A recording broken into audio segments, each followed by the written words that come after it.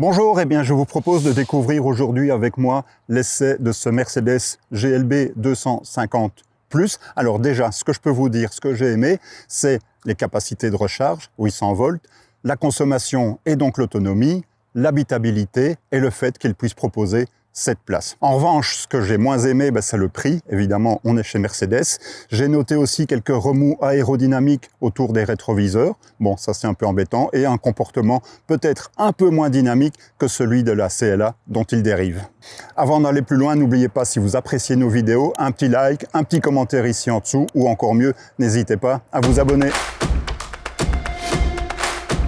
Alors en matière de design, on retrouve cette calandre désormais typique des Mercedes électriques, composée de 94 petits LED qui sont autant de petites étoiles, référence forcément à la marque. On a ce gros logo Mercedes au centre de la calandre qui peut dans certains cas être rétro-éclairé. Alors en matière de design, Mercedes n'a pas voulu faire un SUV coupé, au contraire c'est très cubique. On remarque cette calandre très verticale. Ce capot relativement long qui est lui bien horizontal, ce petit pare-brise relativement étroit et vertical, cette ligne de toit presque plate jusqu'à l'arrière et ce haillon très vertical. Donc on a vraiment des proportions qui rappellent par certains aspects peut-être le Classe G ou pour ceux qui l'ont connu le Mercedes GLK d'antan. Toute comparaison s'arrête là bien entendu, mais on voit que Mercedes a fait un gros effort en matière de design. À l'arrière, ce qu'on remarque tout de suite, évidemment, ce sont de nouveau ces feux rouges, de nouveau en forme d'étoile. L'appellation 250 Plus, qui est évidemment la version qu'on a essayée, c'est la version intermédiaire, on vous explique ça tout à l'heure. Ce haillon très vertical et surtout ce gros bandeau rouge qui élargit un peu la voiture visuellement sur la route. Bon, ça ne fait pas partie de ses atouts principaux, je dirais, mais globalement, le design est plutôt léché et réussi. Il ne choque pas, il est, je dirais, consensuel. Alors ces nouvelles proportions et notamment cette longueur de 4,74 m fait que le GLB n'est plus si compact qu'auparavant. Il est par exemple 6 cm plus long que l'ancien EQB, mais par contre son empattement est lui aussi 6 cm plus long. Et ça, c'est de bon augure pour l'habitabilité, voire le volume de coffre que je vous invite à venir découvrir avec moi. Une des particularités du GLB, je le disais, c'est qu'il peut être proposé en version 7 places avec 2 strapontins qui, lorsqu'ils sont présents, ce n'est pas le cas ici, trouvent à se ranger dans le coffre. C'est assez bien fait, assez bien pratique. Notre version est une version 5 places qui ne dispose pas de la banquette coulissante optionnelle. Elle est réservée soit aux versions 7 places, soit intégrée dans le pack premium que nous n'avons pas ici. En attendant, on a un volume de coffre qui n'est certes pas gigantesque, 540 litres, ça va, il y a de quoi faire. Comme il n'y a pas de petit strapontin dans le plancher, on a un espace de rangement supplémentaire. On a la banquette rabattable 40-20-40 pour un maximum de modularité. Et surtout, on a un très très généreux coffre à l'avant, un frunk, que je vous invite à découvrir maintenant. Alors 540 litres dans le coffre à l'arrière, à ça, il faut rajouter ce généreux frunk de plus de 120 litres, 127 litres exactement. Regardez, il y a moyen de quoi loger une bagage cabine, des câbles de recharge. Et franchement, ça seconde bien le volume de coffre qui était un peu quelconque à l'arrière. Mais avec ça, on a vraiment de quoi voir venir.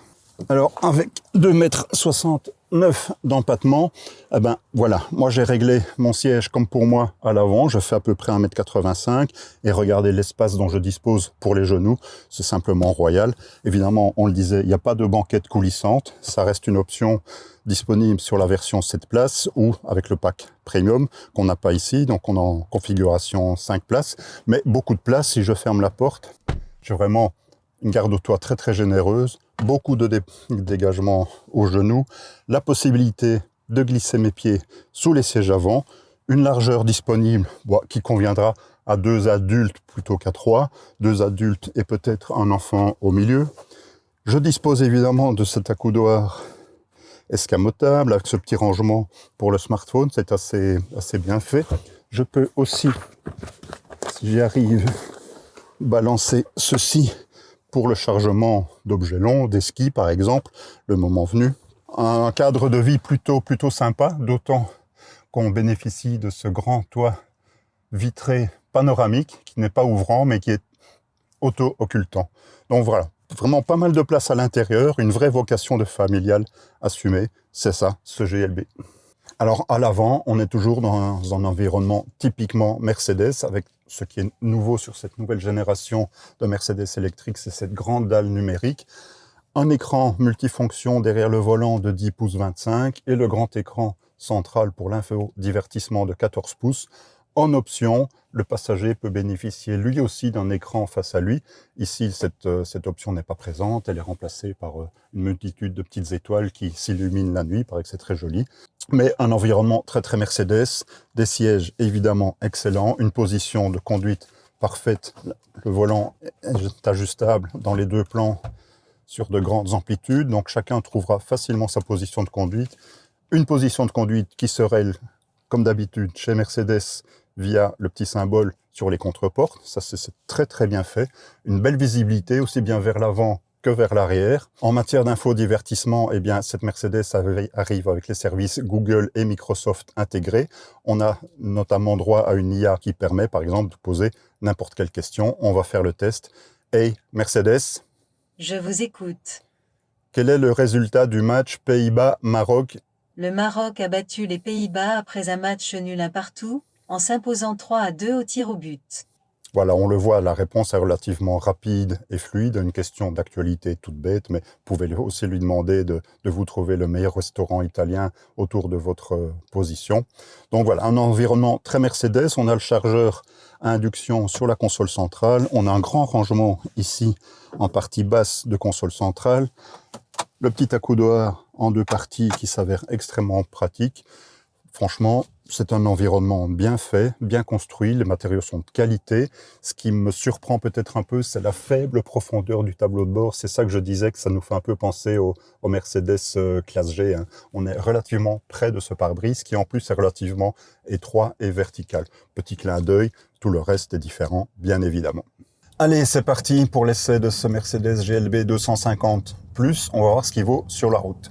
Alors déjà, ce qui impressionne, hein, sur une route qui n'est pas en état exceptionnel ici, c'est voilà, un revêtement un peu en béton comme ça, c'est l'excellence de la suspension. La suspension ici pilotée, c'est une option. Donc si vous voulez les modes de conduite éco, sport, individuel et confort, il faut savoir que c'est une option. On l'a ici, ça se commande ici avec le Dynamic Select. Là, je suis en mode confort. Bon, déjà, on a un silence assez impressionnant, ça c'est typique de l'électrique. Et une capacité de filtrage, je dirais, de la suspension qui est assez étonnante. Hein. On a ces casse-vitesses, ces nids de poule qui sont extrêmement bien digérés par la suspension. Ça participe évidemment directement à la grande impression de confort que distille ce GLB. Ça invite vraiment aux longues distances. Alors évidemment, la contrepartie de ça, c'est qu'on a une caisse qui n'est pas très bien maintenue. Si vous avez une conduite un peu dynamique, la voiture se couche, se vautre, prend du roulis, pompe un peu sur ses amortisseurs. Il faut savoir ce qu'on veut, mais l'avantage ici, c'est qu'on a les modes de conduite. Et si je mets en mode sport, voilà, eh bien ces mouvements sont largement diminués sans que la voiture devienne forcément inconfortable. Mais voilà, c'est une voiture qui réagit mieux, qui incite à une conduite un peu plus peut-être enjouée, sans être sportive ni dynamique. Hein. Ce GLB n'a rien de sportif, hein. Il faut en être conscient, ça c'est clair. Mais franchement, pour faire des longues distances, il est vraiment étonnant. Et des longues distances qui sont réellement possibles, parce que cette version 250+, affiche 628 km d'autonomie WLTP, c'est assez impressionnant.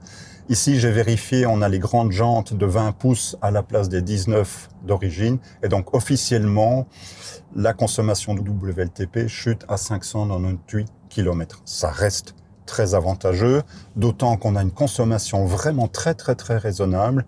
Au terme de l'essai, on est à 15,9-16 kWh au 100 km. Ça, c'est vraiment impressionnant. Donc, c'est garanti d'une belle autonomie. Et au moment où il faut recharger, eh ben, cette Mercedes dispose d'un système 800 volts hein, qui permet de recharger vraiment vite. Sur une borne adaptée, il suffira de 18 minutes pour passer de 10 à 80% d'état de charge de la batterie. Évidemment, toutes les bornes ne sont pas compatibles 800 volts, ça il faut le savoir. Et pour contrecarrer cela, Mercedes propose une option, un convertisseur DC-DC 800 400 volts à environ 650 €. Moi, je crois que ça vaut vraiment la peine de cocher cette option parce que ça vous permet d'être compatible non seulement avec les bornes 800 volts, mais aussi avec tout le réseau 400 volts. Donc, comme ça, vous n'êtes pas limité dans vos capacités de recharge. Effectivement, une telle efficience énergétique, bon, sensiblement inférieure à celle de la CLA qui a la même motorisation, la même technologie. Bon, elle est un peu inférieure parce qu'on a un SUV qui est plus haut, plus large, sans doute un peu plus lourd et en tout cas moins aérodynamique.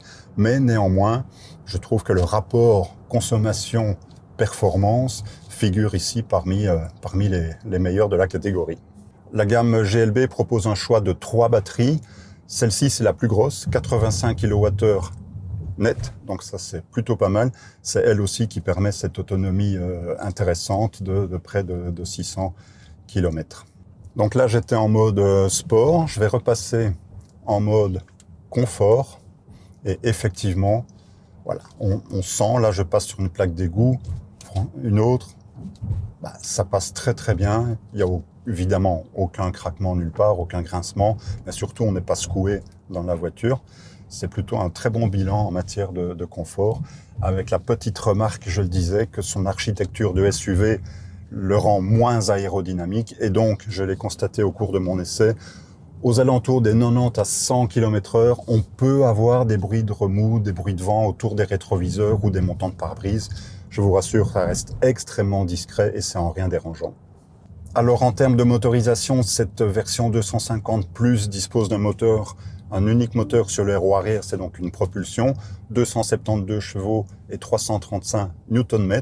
Ça ne paraît pas forcément fulgurant, mais ça convient très très bien à la voiture. C'est un bon rapport performance-consommation et cette efficience énergétique, elle est aussi due au fait qu'on dispose d'une boîte automatique à 2 rapports. C'est très rare sur une électrique. Un premier rapport un peu court pour faciliter les évolutions à basse vitesse, les reprises, les accélérations.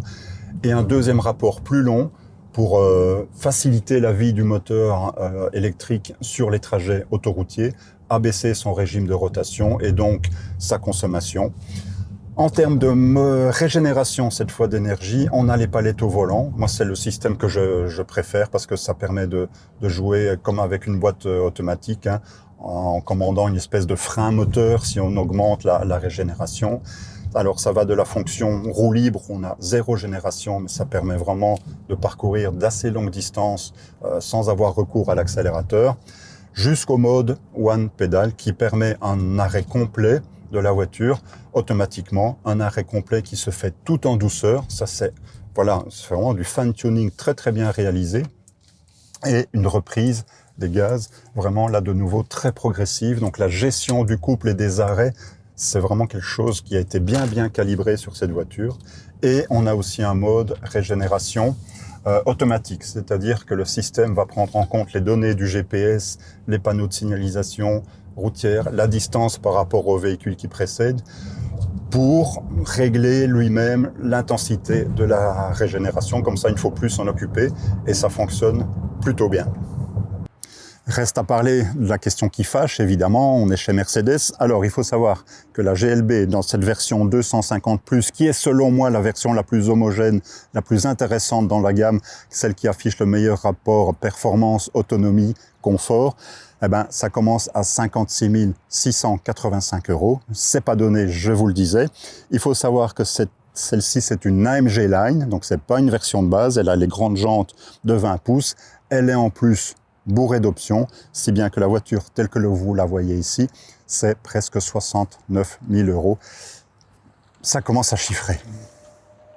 Allez, qui est-ce qu'elle doit affronter cette GLB 250+ sur le marché? Eh bien, je dirais, première concurrente toute désignée, c'est évidemment la nouvelle BMW iX3, qui sera peut-être une concurrente aussi de la future GLC. En matière de gabarit, on est un peu entre deux chaises comme ça.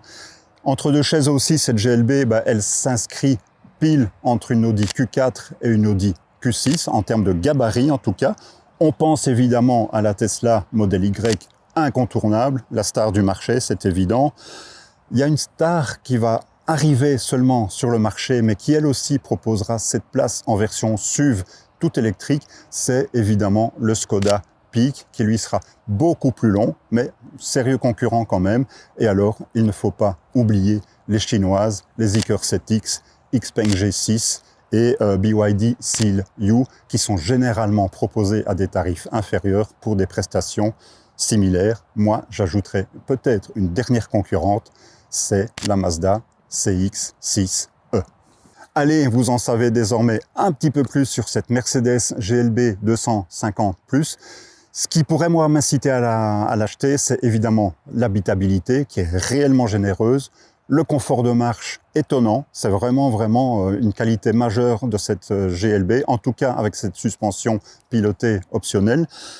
Le rapport performance-consommation et surtout la consommation qui m'a semblé extrêmement basse vu son gabarit de SUV qui ne l'aide pas beaucoup pourtant sur ce point-là, ses capacités de recharge 800 volts qui lui permettent d'être rechargé extrêmement rapidement et du coup son autonomie qui est vraiment rassurante sur les longs trajets. Alors évidemment, tout n'est pas parfait. À l'inverse, il y a des choses que j'ai moins aimées. Ce que j'ai moins aimé, c'est évidemment le prix. On est chez Mercedes. Aujourd'hui, il y a des concurrentes, notamment chinoises, qui offrent globalement presque le même niveau de prestation pour 10 à 15 000 euros moins cher. Bon, ça commence à être un vrai problème pour Mercedes, qui peut toujours compter malgré tout sur une valeur résiduelle plus élevée et sur une qualité perçue et de raffinement dans les détails qui reste supérieure. J'ai noté aussi des remous aérodynamiques plus importants que par rapport à la CLA que j'avais essayé précédemment, qui est vraiment très silencieuse sur ces points-là, et un comportement peut-être un petit peu moins dynamique que la CLA justement, qui est plus basse, en centre de gravité plus bas, et donc un comportement un peu plus dynamique, plus vif. Ici, on est clairement dans le registre du confort, mais après tout, c'est sa vocation de SUV familial confortable. Allez, c'est tout pour le C de ce Mercedes GLB 250+. J'espère que vous avez apprécié. Si c'est le cas, n'hésitez pas à liker ou encore mieux, laissez-nous un petit commentaire ici en dessous pour dire ce que vous en pensez. Salut, à bientôt!